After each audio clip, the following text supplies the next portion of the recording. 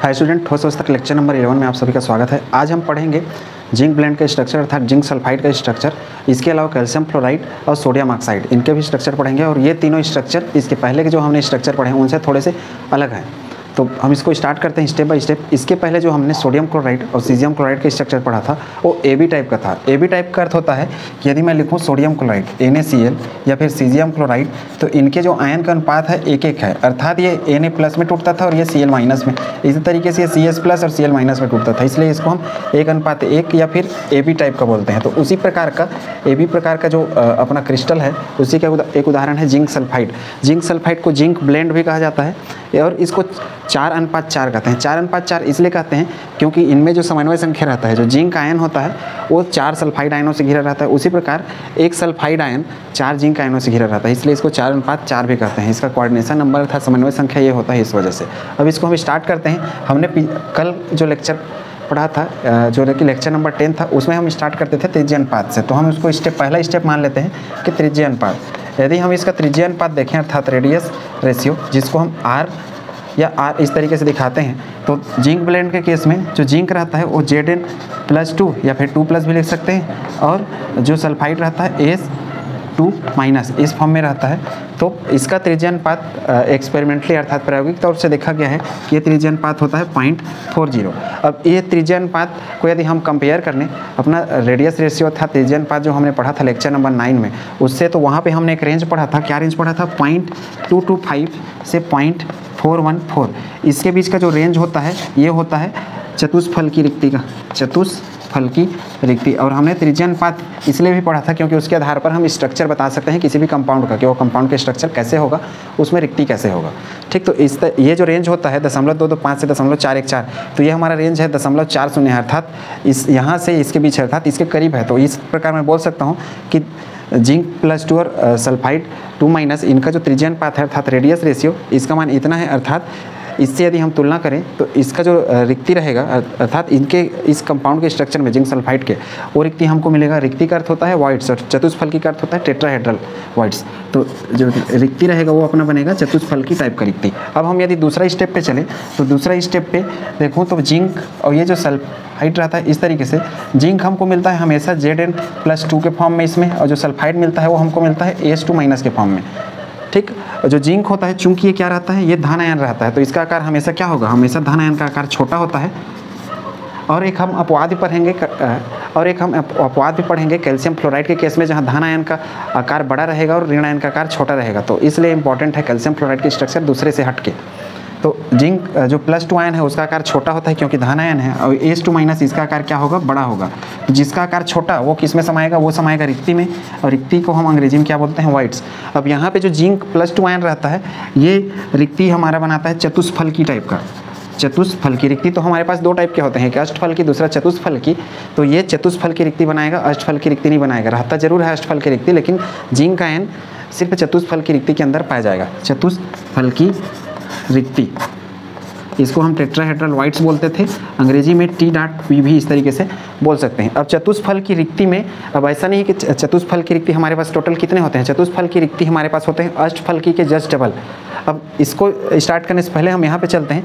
जो सल्फाइड रहता है उसका साइज चूंकि बड़ा होता है तो ये बनाएगा जालक, और कौन से टाइप का जालक बनाएगा, ये बनाएगा FCC प्रकार का, FCC जालक। और फलक केंद्रित घनी सेल अर्थात फेस सेंटर्ड क्यूबिक सेल जो जालक होता है, इसमें जो Z का मान आता है वो Z का मान कितना आता है, 4। अब देखिए Z का मान 4 आ गया, इस हिसाब से चतुष्फल की रिक्ति कितने होने चाहिए, चतुष्फल की रिक्ति होने चाहिए 8।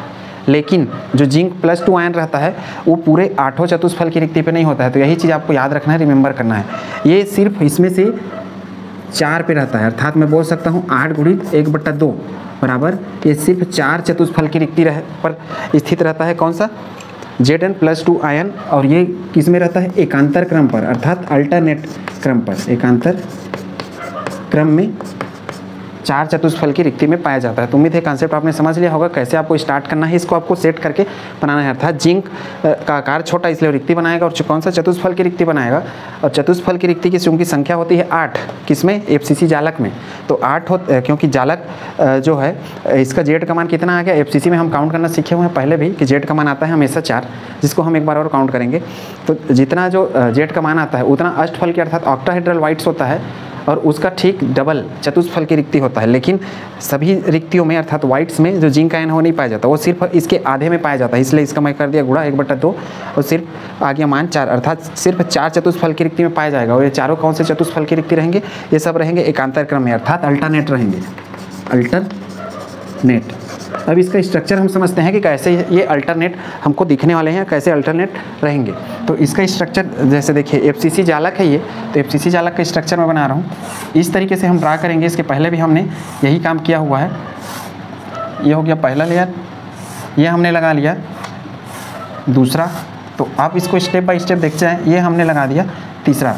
अब ऐसा नहीं है कि हम इस तरीके से ही करेंगे तभी हमारा स्ट्रक्चर बनेगा। हम इसको एक सिंपल तरीके से भी स्ट्रक्चर ड्रा कर सकते हैं, लेकिन अपनी सुविधा की दृष्टि से हम इस तरीके से बनाने से क्या है, अलग अलग पार्टीशन में दिखने लगता है स्ट्रक्चर, इसलिए वो आसान हो जाता है समझने में। यही स्ट्रक्चर यदि हम और ड्रा करें तो ये स्ट्रक्चर हमको ऐसा भी दिख सकता है। ये देखिए, जो कि हमने इसको FCC में पढ़ा हुआ है। ये हर एक कोने पर एक एटम, टोटल 8 कोने अर्थात कॉर्नर होते हैं। और FCC का चूँकि स्ट्रक्चर बना रहा हूँ तो हर एक फलक पर एक, ये 2 हो गया, ये 3, ये 4, ये 5 और ये हमारा सामने वाला, ये टोटल 6। तो ये हो गए 6 फलक। तो इसी को हम यहाँ पे ऐसे ड्रा कर रहे हैं। देखिए, ये इसको ऐसे जोड़ते जाऊँगा तो ये क्या बन जाएगा, टोटल 1 2 3, ये 3 लाइन बन जाएंगे। तो यही स्ट्रक्चर मैं ड्रा कर रहा हूँ। अब देखिए, पीछे का जो हमारा ये चौकोर फ्रेम है पहला वाला, इसको खड़ी काटना है। जैसे सोडियम क्लोराइड में हमने सीखा था, सेम वही काम यहाँ भी करना है। इसको मैं दूसरे कलर के चाक से कर देता हूँ। ये देखिए, ये 1 हो गया, ये थोड़ा तिरछा हो गया, आप इसको इक्वल हिस्से में काटेंगे। ये हो गया 2, तो ये पीछे का एक फ्रेम बन गया। उसके सामने के यदि मैं फ्रेम देखूं इसको, तो ये 1 और ये 2, तो ये प्लस का निशान, अर्थात ये दूसरा नंबर का। ये तो पहला था पूरा चौकोर, ये दूसरा फ्रेम, और ये मेरे सामने का तीसरा नंबर का, ये सीधा और ये। अब इन तीनों को जोड़ना है। देखिए, इस प्लस वाले को इससे जोड़ो, इसको इससे जोड़ दो। इसी तरीके से इन तीनों को जोड़ो, ऊपर वाले तीनों को जोड़ दीजिए, नीचे वाले तीनों को, और कौन सा, ये साइड वाला, देखिए दीवार के साइड का ये। तो इस तरीके से हमारा बन गया FCC जालक। अब FCC जालक नहीं बना है, ये तो अभी क्यूब बना है। अब FCC बना रहा हूँ। देखिए 1 2 3 4, इनको कहाँ दिखाऊंगा मैं, यहाँ पर 1 2 3, ये हो गया 4 इस कॉर्नर पे। अब नीचे का कॉर्नर देखिए 1 2 3 और ये वाला जो पीछे का है, टोटल 8 हुए। सेम वही स्ट्रक्चर। अब इनके बीच में इसको मैं नीले रंग से दिखा रहा हूँ, जैसे कि यहाँ पे मैं दिखाया। अब चूँकि हमारा स्ट्रक्चर कौन सा है, फलक केंद्रित टाइप का। और देखिए, ये जो सफ़ेद बबल्स हैं, ये क्या है, ये वास्तव में FCC जालक है। FCC जालक में क्या रहेगा, जो H2- है वो जालक का निर्माण करेगा। कहने का अर्थ है कि ये पूरा फ्रेम बना रहा है H2-, और जो बीच में खाली जगह बनेंगे, यहाँ पे यहाँ रिक्ति कहाँ पे होते हैं, कोई भी FCC में हर एक जो एटम रहते हैं उनके किनारे में। अर्थात इसको मैं टोटल 4 और 4 8 हिस्से में किया हूँ, तो ऊपर जो रहेगा उसके किनारे, इसके किनारे, इस तरीके से 8 किनारे पर एक रिक्ति पाया जाएगा। लेकिन ये अल्टरनेट पे रहेगा। अल्टरनेट अर्थात सिर्फ 4 किनारे पे जो रिक्ति रहेंगे उन्हीं में Zn+2 पाया जाएगा, बाकी 4 खाली रहेंगे। तो कैसे रहेंगे वो मैं दिखाना चाह रहा हूँ इसके माध्यम से स्ट्रक्चर।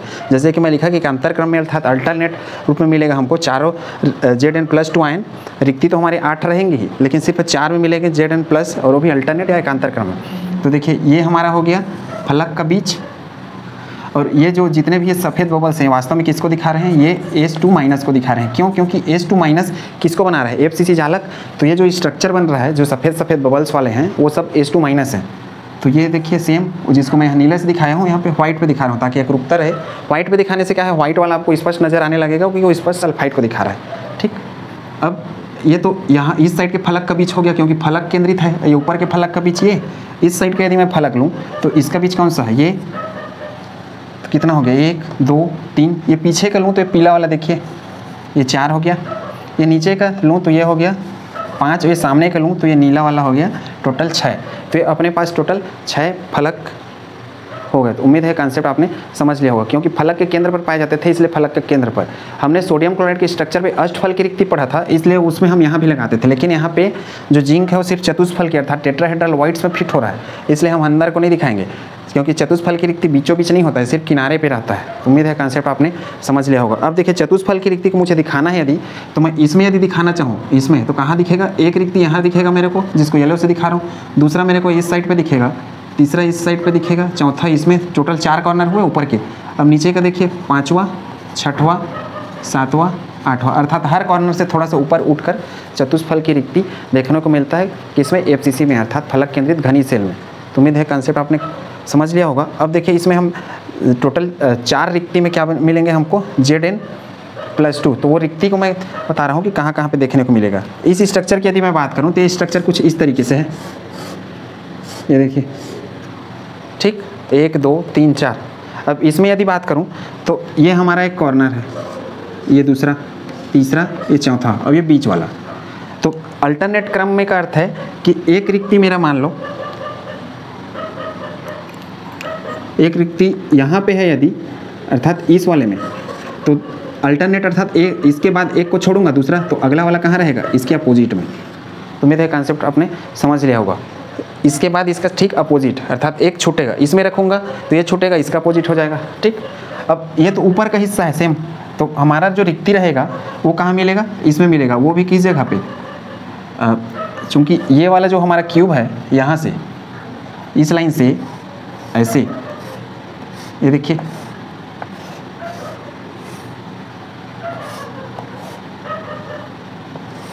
ये वाला जिसको अलग से दिखा रहा हूँ, इसके अंदर का रिक्ति कहाँ मिलेगा हमको, इस जगह पे मिलेगा। तो एक हमारा जिंक रहेगा इस पॉइंट पे, ठीक, दूसरा इस, अब देखिए ये तो वो वाला हो गया, इसके अंदर जो फिट होगा वो, अब इसके सामने ये है, तो दूसरा हमको मिलेगा इसके अंदर। अब इसके अंदर वाले को कहाँ दिखाएं, इसके अंदर वाले को हम दिखा देते हैं इस साइड पे, अर्थात एक दूसरे के अपोजिट है। चूंकि ये स्ट्रक्चर 3D है इसलिए यहाँ पे थोड़ा सा इमेजिनेशन में दिक्कत हो सकता है। ये वास्तव में इसके अंदर फिट है, वो रिक्ति है, अर्थात वाइट्स है चतुष्फल की, और ये वाला जो चौकोर हमारा हिस्सा है इसके अंदर का, ये हम रिप्रेजेंट कर रहे हैं, 2 हुआ ऊपर का।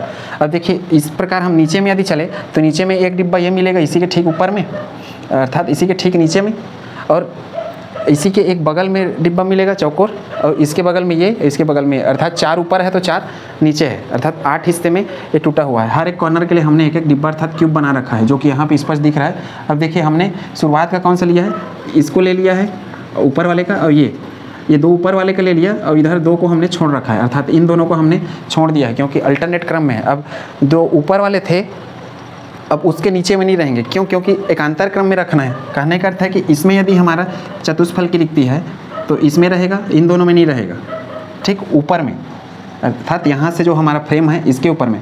लेकिन अब नीचे की यदि मैं बात करूँ तो एक चतुष्फल की रिक्ति मेरे को यहाँ पे मिलेगा इस चौकोर वाले में, तो इसके ऊपर का जो हिस्सा रहेगा वो खाली रहेगा, क्योंकि इसके बाद यदि मैं इस कमरे के बाद यदि मैं यहाँ पर आता हूँ, इसके बाद यहाँ आता हूँ तो ये खाली रहेगा, फिर यहाँ है, तो वैसे यहाँ आया, ये खाली यहाँ है।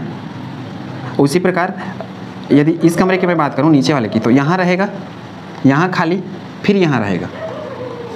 तो उम्मीद है आपने ये कंसेप्ट आप समझ लिया होगा। अब नीचे के कमरे का मैं इमेजिनेशन दिखा रहा हूँ, ये वास्तव में कैसे दिखता है। नीचे का कमरा इस तरीके से बना हुआ है, ये हो गया टोटल 4, 1 2 3 4, और ये हमारे बीच का। अब देखिए नीचे के कमरे में हमने ये वाले रिक्ति को लिया है, इसको, इसमें जो रिक्ति है उसको, और ये इसके अपोजिट का, इसको, इसी के ठीक ऊपर में है ये, ऐसे। तो एक दूसरे के अपोजिट में हुआ, देखिए एक दूसरे के अपोजिट, ये दोनों खाली। अब उसके नीचे वाला कमरा आ गया, अर्थात ये ऊपर का हो गया, ये फर्स्ट फ्लोर बोल रहा हूँ इसको, ये ग्राउंड फ्लोर हो गया, ये ग्राउंड, अर्थात नीचे का पूरा, ये एक यहाँ तो एक यहाँ, तो टोटल इस प्रकार से कितने हो गए, 4 चतुष्फल की रिक्ति हो गए। तो ये जो चारों रिक्ति हैं, इन्हीं चारों रिक्ति में क्या मिलेगा हमको, Zn+2 मिलेगा। तो उम्मीद है कॉन्सेप्ट आपने समझ लिया होगा, कहाँ कहाँ किस पोजीशन पे आपको जिंक मिलने वाला है। और इसमें यदि देखें तो अल्टरनेशन क्रम में देखिए, एक यहाँ दिखा तो एक यहाँ है, उसी तरीके से अपोजिट एक यहाँ पे मिलेगा, तो इसका अपोजिट ये है नीचे वाला। बाकी जो 4 हैं जो छोटे वाले येलो कलर के, वो सब में नहीं रहेंगे। अर्थात इसी स्ट्रक्चर को हम ऐसा ड्रा कर रहे हैं ताकि यहाँ पे अलग अलग हमको दिखे, और ये इसका विजुअलाइजेशन है कि कैसे दिखता है। ऊपर का हमने ये आमने सामने को लिया है, इन दोनों को छोड़ दिया है, अर्थात इन दोनों को इनके रिक्ति को ले रहे हैं हम लोग, क्योंकि रिक्ति हमारे पास चतुष्फल के 8 होते हैं देखिए, लेकिन सिर्फ 4 उपयोग हो रहा है। तो कौन सा 4? आमने सामने और नीचे का आमने सामने, अर्थात इसको हमने लिया है तो इसी के ठीक नीचे जो आ रहा है कमरा उसको हम छोड़ रहे हैं, ठीक है। अर्थात इन दोनों को यदि हमने लिया है तो इसी के नीचे में जो कमरे हैं ये और ये वाले, इसको हम छोड़ रहे हैं। अर्थात जो हमने नहीं लिया ऊपर में उसी के वाले नीचे के कमरे को हम ले रहे हैं। अर्थात ऊपर में हमने इनको नहीं लिया तो इसके नीचे वाला जो था उनको हम ले रहे हैं। उम्मीद है कॉन्सेप्ट आपने समझ लिया होगा। अब ये तो हमारा हो गया कौन सा? रिक्ति अर्थात वाइट्स वाला और जालक। तो ये याद रखना है आपको। त्रिज्या अनुपात तो याद रखना ही है, त्रिज्या अनुपात इतने होते हैं। रिक्ति अर्थात चतुष्फल की रिक्ति वो भी कौन सा? एकांतर क्रम में बैठेगा, जिंक +2 और FCC जालक बनाएगा कौन? Sulphide ion. अब यदि इनके समन्वय संख्या की बात करूं, अर्थात हम तीसरा स्टेप चलें, समन्वय संख्या। तो समन्वय संख्या की बात करूं तो एक जो जिंक +2 आयन है वो घिरा रहेगा 4S2- आयन से घिरा होता है, ठीक। एक जिंक, अब देखिए सल्फाइड को तो हमने व्हाइट से दिखा दिया है, तो जिंक को किससे दिखा रहे हैं हम लोग? जो इसमें ये 4 दिख रहे हैं यही जिंक है वास्तव में। ये किसको दिखा रहे हैं? Zn+2। क्यों? क्योंकि जिंक किस में बैठ रहा है? रिक्ति में। तो यहाँ पे 1 2 अर्थात इसमें का और इसमें का, और ये इधर का ये वाले कमरे का तीसरा और ये वाले कमरे का चौथा, बाकी अल्टरनेट में छूटा है एक अंतर क्रम, अर्थात एक के अंतर के बाद छूटते जा रहा है, ऐसे यहाँ पे फिट होगा। इसी प्रकार ये तो जिंक का था। इसी प्रकार यदि मैं एक सल्फाइड का देखूँ, एक सल्फाइड एक घिरा होगा 4Zn+2 आयन से, ठीक। यदि मैं जिंक के समन्वय संख्या की बात करूं तो एक जिंक 4 सल्फाइड आयनों से घिरा है, और हमने यहाँ पे जिंक को किससे दिखाया हुआ है? जिंक को हमने दिखाया है ऑरेंज कलर से। तो यदि मैं इस ऑरेंज कलर को लूँ और इसको जोड़ते जाऊँ तो ये पहला हो गया, ये दूसरा हो गया, ये तीसरा हो गया, और ये वाला अपना हो गया चौथा। इस तरीके से 1 2 3 4, ये चारों ओर से इस तरीके से घिरा रहेगा। ये वाला, ये इस साइड का, एक यहाँ का, दूसरा इस साइड का, ये वाला, और एक ऐसे। तो ये चारों तरफ से घिरा रहेगा, तो इसलिए इसका समन्वय संख्या 4। इसी प्रकार यदि हम देखें सल्फाइड का, तो एक सल्फाइड 4 जिंक से घिरा रहेगा। सल्फाइड अर्थात ये गोला वाला, और ये जब इधर हम और क्यूब ड्रा करेंगे तो वो स्पष्ट हमको दिखने लगेगा। तो ये तो हमारा हो गया तीसरा स्टेप। इसमें समन्वय संख्या कितना है? समन्वय संख्या 4 है दोनों का, अर्थात एक सल्फाइड 4 जिंक से घिरा रहेगा, उसी प्रकार एक जिंक 4 सल्फाइड आयनों से घिरा रहेगा। अब नेक्स्ट इसमें यदि देखें तो एक यूनिट में, अर्थात एक यूनिट सेल में या इकाई सेल में, यूनिट सेल में आयन, एक इकाई सेल में आयन का बात करें तो सबसे पहले हम जिंक का बात कर लेते हैं। जिंक की यदि संख्या को काउंट करें तो जिंक क्या बना रहा है? वास्तव में जिंक रहता है चतुष्फल की रिक्ति में, और चतुष्फल की रिक्ति टोटल कितने हैं? 8, लेकिन सिर्फ उसका आधा भाग ले रहा है। इसलिए मैं इसमें लिखूंगा कि जिंक तो है अपने पूरे, देखिए जिंक हमारे पास 2 और 2 4 है, लेकिन हमारे पास जो रिक्ति तो टोटल अपने पास 8 होते हैं चतुष्फल की रिक्ति, लेकिन जो जिंक होता है वो 8 में से सिर्फ 4 उपयोग कर पाता है। इसलिए मैं क्या करूँगा, यहाँ पे 1/2 का गुणा करूँगा तो इसकी संख्या आ जाएगी टोटल 4। और ये जो 8 है ये किसको दिखा रहा है? वास्तव में चतुष्फल की रिक्ति को दिखा रहा है, लेकिन उसका सिर्फ आधा संख्या उपयोग हो रहा है, इसलिए 8 × 1/2 किया, अर्थात जिंक 2+ का मान कितना है? 4 है एक यूनिट सेल में। और इसी प्रकार यदि सल्फाइड 2- का देखूँ तो सल्फाइड क्या बना रहा है? वास्तव में देखिए सल्फाइड बनाता है जालक FCC टाइप का, और सल्फाइड कहाँ कहाँ पे है? सल्फाइड ये व्हाइट वाले बबल से दिख रहा है, तो 8 कोने पर है, तो मैं लिखूंगा 8, और हर एक कोने का 1/8 होता है, प्लस फलक पर भी है। फलक कितने हैं अपने पास? 6 फलक हैं। ये देखिए 1 2 3 4 5 और ये पीछे का 6, जो कि हम यहाँ भी देख पा रहे हैं नीले कलर पे। तो 6 फलक होते हैं, और हर एक फलक का कितना होता है? 1/2। तो इस तरीके से इसकी भी संख्या कितनी होगी? 4 है। तो उम्मीद है कॉन्सेप्ट आपने समझ लिया होगा कि जो सल्फाइड रहेगा इसकी संख्या भी अपने पास 4 आती है। ये 8 किनारों के लिए, ये सब 8 किनारे, और हर एक किनारे का 1/8 होता है, प्लस 6 फलक के बीच में ये, और हर फलक का कितना होता है? 1/2 होता है, अर्थात आधा। इस तरीके से टोटल करेंगे तो आ जाएगा 4। इस तरीके से एक जो जिंक सल्फाइड यूनिट होता है वो कितने से बना रहता है? एक जिंक सल्फाइड यूनिट बना होता है 4 Zn2+ से, और किससे? 4S2- आयन से। तो उम्मीद है कॉन्सेप्ट आपने समझ लिया होगा। इसको नोट करिए, ये तो था जिंक सल्फाइड का स्ट्रक्चर।